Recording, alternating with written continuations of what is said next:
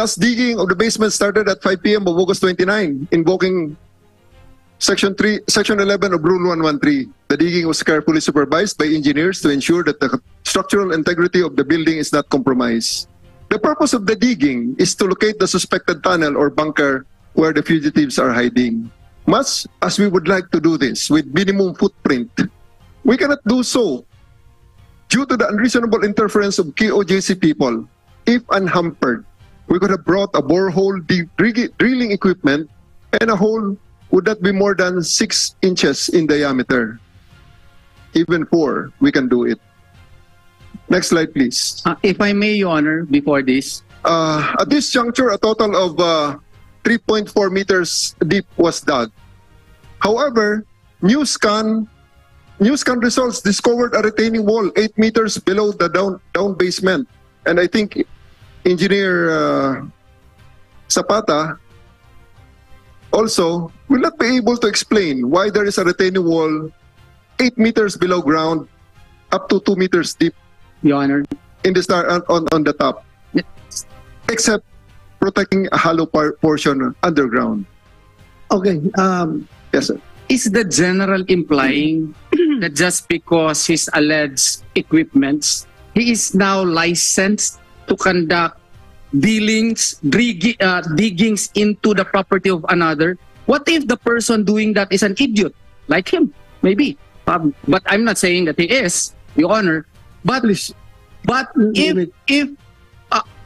a contrary evidence should likewise allow us to we should be given the chance to countervail his alleged findings, Your Honor, in a court of law. Okay. Because if this is the unilateral finding of a so-called expert, at the very least, we should be given the chance to prove otherwise also. But what he is doing, Your Honor, he is believing hook, line, and sinker of the findings of his expert without even letting us know about it. And now he is proceeding to destroy the property of my clients without even me being sure whether or not his data is in fact true. Okay. Yes, Your Honor. We are in agreement to that. Sir, may I please? With all due respect to the good general, his rantings are starting to sound like a psych patient. So, ano ang protection natin? Ano ang protection natin? Avoid using those terms. No, as a doctor, Mr. They're Chair. offensive words. We have to respect each other. Mr. Chair, from the legal perspective, yung sinabi ni Attorney Torion. It's okay for me to hear legal or illegal, but comments like psych patient, it's not good to hear before this. Mr. Chair, I don't mean to insult. I respect what's happening right now. Pero as a medical doctor po, Mr. Chair, when you hear something like this, then it does sound capricious, whimsical, and dangerous. Yes, as I have said, we are in agreement. I agree with you. Thank you. No need to convince me. But please let General Torre finish his presentation. Sir, please continue. Because of this finding, sir, we found that we are the hole that we dug is around 2 feet off to the right. So I asked them to cover it, and we will plan again another digging 2 feet off to the left of that wall, sir. So that will be on the next steps, depending on your advice. Of course, we will be taking into consideration your advice, sir. But that's the scan's result. The chair himself would like to advise you to do the same. Do everything legally. Yes, sir. Pumunta ka sa korte, humingi ka ng search warrant. Thank you, sir. Para hindi kayo makriticize na ang warrant of arrest, ginagawa na yung search warrant. Do it. May korte naman tayo. You can be granted with the search warrant kung justified yung claims ninyo before the court. Di ba? Yes, sir. Next slide, sir. Continue. Possible hiding places. This is the spectrum of the possible hiding places, from the very lavish ones to the poor ones. Because Pastor Kibuloy is basking in wealth and prosperity, enjoying the fruits of his ministry, while many of his ordinary followers continue to live modest lifestyles. some of his most and closest chosen followers, all young women, some of them minors, as the court records show, experienced this lifestyle with him. The other contrast between these two groups is illustrated in the photos and videos, literally heaven and hell. And demonstrates the spectrum of possible hiding places. Nasa basement kayo kanina, sir, nakita nyo yan. Yan po ang inabutan namin before. We'll show it in video again. That's the video of the pastoral rooms. Not more than maybe 15 young women. Hindi pinakita sa inyo kanina yan, sir. That's the house of the women. In the first floor of the Jose Maria College, off limits to many, including members, male members. Next slide, please. Directly below it, the floor of the basement. We need to access the tunnel or the basement in some other way. They will not allow us to go there, sir. But napicturean ninyo, meaning napasok ninyo yan. Yes, sir. O so na-search ninyo. But we were not allowed to search it properly. Ha? We were not allowed to search it. Makita, sir, mamaya kung paano nila kami sinasamahan sa search. Makikita niyo, sir, kung paano namin ang search na pinagawa sa amin, sir, na inalaw kami. Oh, sige. Next slide, please. Day 9.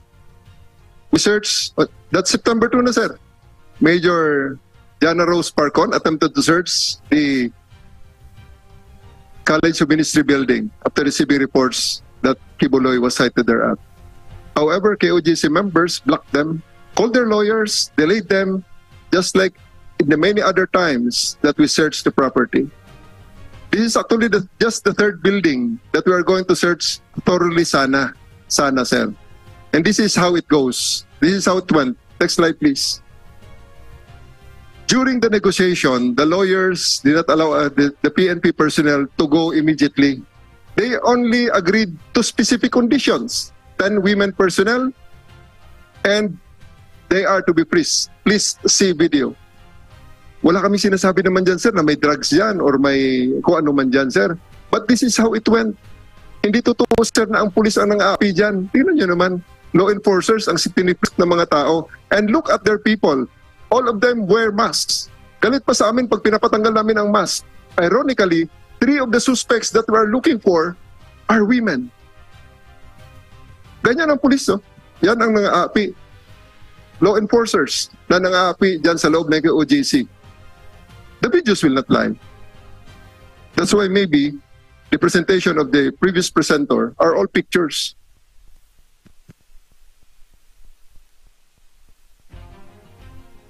We have to endure that kind of humiliation.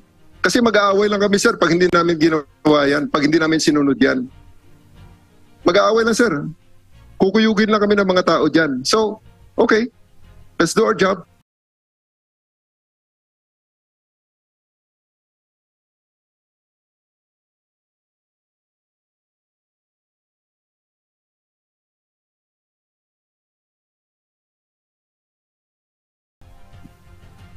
During the implementation, sir, ganito rin naman ang aming nakikita, sir. Next slide. Click the video, please. Sige, 1 minute na video lang yan, sir. That's how we conduct the search, with them swarming us, leading us,